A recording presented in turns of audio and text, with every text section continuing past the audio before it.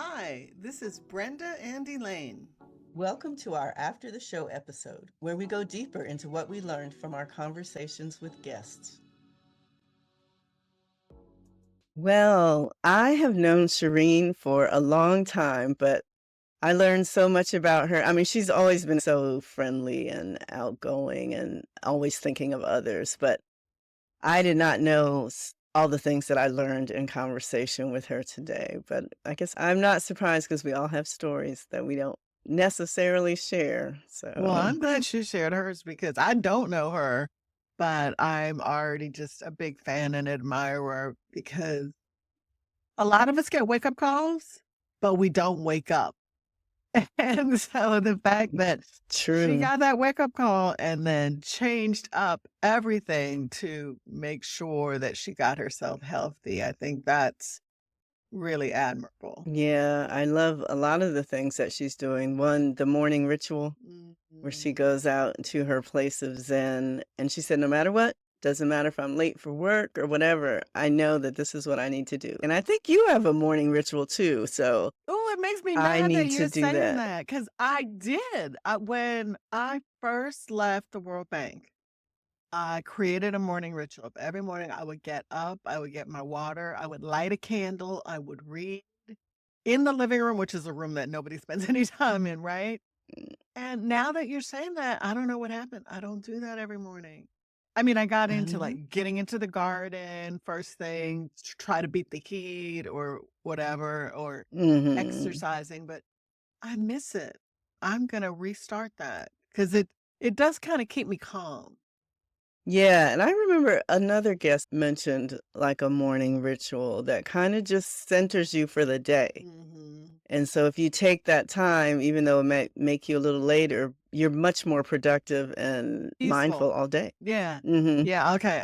Thank you, Elaine. I'm gonna restart. So that's one of many lessons we got from Shireen. I mean, her story of having a cardiac episode, that resonated with me too, personally, but her story is amazing. The fact that she did sort of try to ignore it Right. until, she couldn't. And I remember last fall, I had something like that where I was feeling weird and I couldn't really put my finger on it, but certain things that I had heard made me think that it was a heart issue. So I got online, went to Google and looked up symptoms of a heart attack, and I had like 3 or 4 of them, and I was like, "Okay, I'm gonna go to urgent care," even though I normally would not have. Mhm. They're like, "Are you having pain?" And I'm like, "Oh, no, maybe just a little pressure." And I would always be downplaying it. I know I have a high tolerance for pain, but Right. also I think that it's just a mindset to downplay what you're feeling. Right. So I went in, they did every test. What did you say when you went in? I said, I'm having pressure. It wasn't really in my chest, it was like underneath my rib cage. Mhm. And they took my blood pressure. It was pretty high. If you say I have chest pain, and then they're automatically Right. go into this. They did all the testing and there was nothing wrong. And then I had to really work to make myself not feel like embarrassed or like I had done something because nothing was really wrong with me, but I had gone in there and I had wasted. But we have to get over Yeah, that not waste. That's not a because wasted time. That wasn't a wasted trip. right, right. But I had to really make myself believe that. I knew, and part of the reason I knew is because we started this podcast, Ah, and I was like, I can't be a body I well yeah, sister and ignore exactly. Yeah, because I just think of what if Shireen had continued Yeah. to say, "Oh, it's nothing. It'll go away. Let me lie down."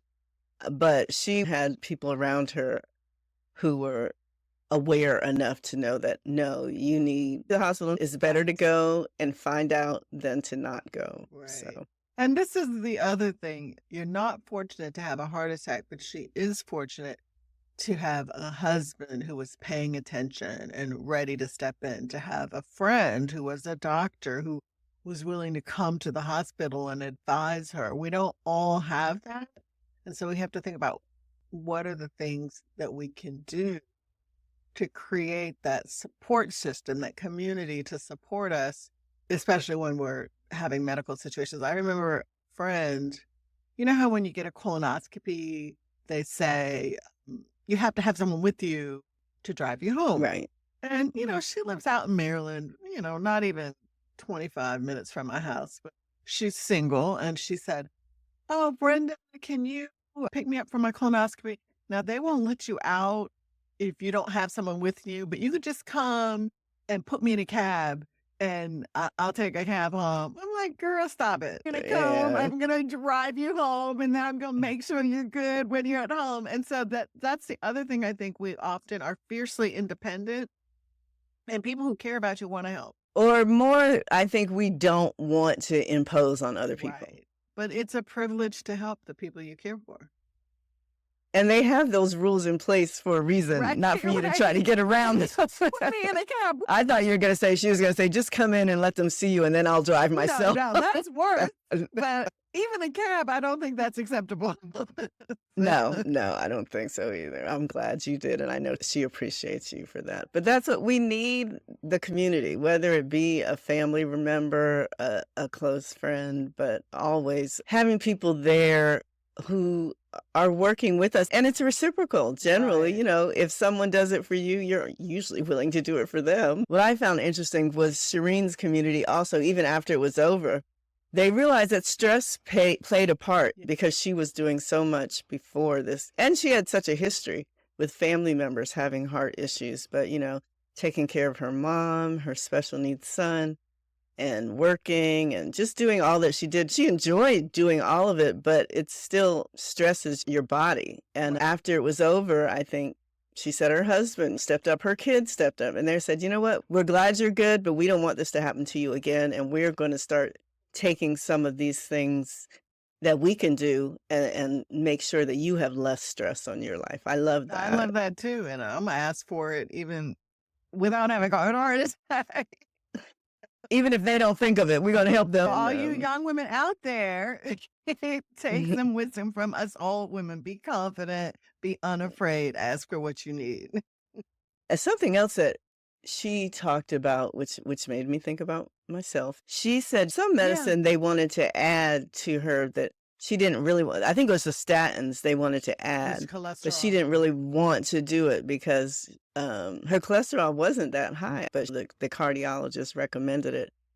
And I've gone through something similar too recently, where a doctor was recommending some medicine for me that I didn't really necessarily want to take. So how do you go through the process of deciding? I'm on blood pressure medicine and I didn't want to because I don't like taking medicine. But for me, I read. So I read about the different medicines that she wanted to prescribe. And it's funny because the first thing she wanted to prescribe is a medicine that dad is allergic to. And dad and I Mm, have a lot of similar drug allergies. And so I was like, no, I'm not even going to take that. Because my father's right, allergic to it. right. I might be allergic to it. So we went through a couple of choices. And so I was reading, the potential side effects of each of them. And then I was reading about high blood pressure. And I was reading Mhm. about the damage that it can do that is slow, like you don't feel it, but what it could cause. And so for me personally, I weighed the potential side effects of this medicine versus um, the potential damage of long-term high blood pressure. And I decided to start taking the medicine. And I feel good about Yeah, it. that's where I am too. And I know Shireen, you know, came to that decision too, thinking about everything, her family history, and she decided to go ahead and do it. And I think that's important to inform yourself, and listen to the doctor, give them all the information about you and what you want, and then come together and make an informed decision that you feel good about. I still tell myself it's not the rest of my life. Like, I still feel like if I really start exercising more and really, make more lifestyle changes, maybe my blood pressure will be consistently low enough that I can come up. So that's still an aspiration. But in the meantime, Yeah, well, that's good because it's also a motivation to do those things. And if you haven't had any like negative side effects, or you can do it until those other things happen. So yeah. I think it's a win-win. Yeah. And there's no shame in it. I like that Shireen shared that she's taking blood pressure and cholesterol medicine because I think the more we talk about these things, the more people will see that there's no shame in it. It's not a reflection that you an unhealthy Right, you have person. done something Yeah. wrong. Yeah, and I like that she trusted her cardiologist and was able to have these conversations with him. I also love to see how much joy she has found in the new activities that she's introduced into her life. Maybe she was always a dancer, but Mhm. like doing the BR boxing and doing, these things. When she was talking about it, she lit up. And how Right. great is that to have an exercise that's good for your health that you light up even thinking about? And so I told O'Neill I want to do some boxing. He's like, "Why do you want to do boxing?" I'm like, "Oh, Chareen says it's fun." So somebody else I know said the same thing, that they really enjoy that. So I think for exercising, it's really important to find the thing that you enjoy because you're gonna do it more. Yeah. Yeah, I'm still trying to find the thing that I love so Right. that I can do it more. Something else about Serena was the fact that she talked about, um, how sad she was. And Oh, I'd never heard yeah. that after she had the heart attack. She couldn't stop crying, and I think she mentioned that it does make you think about your mortality. Yeah. I think a lot of conditions make you do that, and, I think for her, especially because she was the caregiver for her mother and her son, just the thought of not being there They for care them for her. really, really worried her. But again, she took action, which is Yeah. the blessing from that. Right.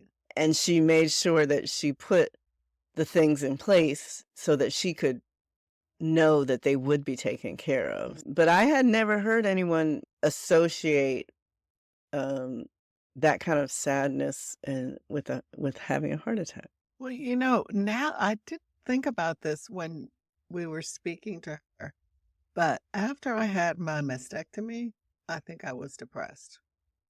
I Okay. remember that period. I was very unhappy. And my mind was saying, "You're okay. You're gonna be fine. You should be Right. happy. You're lucky."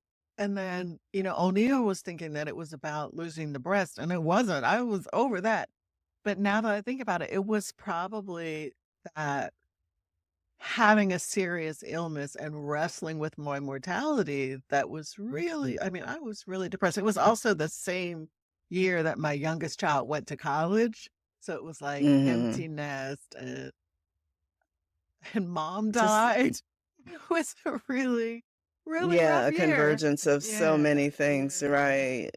Yeah. So we do have to, take care of our physical health, but also recognize the way that it could affect us emotionally Mm, and our mental health and try to do something about that too.